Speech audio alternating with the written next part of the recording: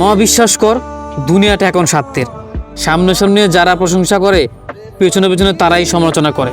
বিশ্বাস কর, বদনাম সেই মানুষগুলোই করেছে যারা আমার আপন মানুষ ছিল, যারা কাছের মানুষ ছিল, যারা উপরে উপরে ভালো সম্পর্ক দেখিয়েছে, তারাই আমার ক্ষতিটা করেছে। দুনিয়াটা এখন স্বার্থের। দেখবি তুই ভালোবাসার মানুষগুলো তোর ক্ষতিটা করবে, তলে তলে এই মানুষটাই তোর খারাপ চায়।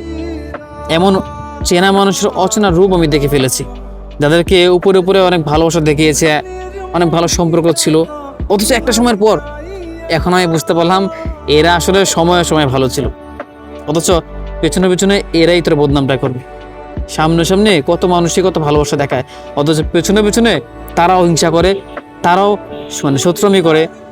আসলে মানুষের মানে কথা আছে না, যে যখন তুই দেখবি যে চেনা মানুষের রচনা একটা রূপ বেরিয়ে আসছে, তখন তোর ভালোবাসা থেকে বিশ্বাস উঠে যাবে, সম্পর্ক থেকে বিশ্বাস উঠে যাবে, যে কাকে বিশ্বাস করেছি, কাকে ভালোবেসেছিলাম। ভালোবাসার মানুষগুলো পেছনে পেছনে এরাই আমার ক্ষতি চায়, এরাই আমার বদনাম করে। যখন এটা দেখবি তখন তুই বুঝবি দুনিয়াটা আসলে স্বার্থের।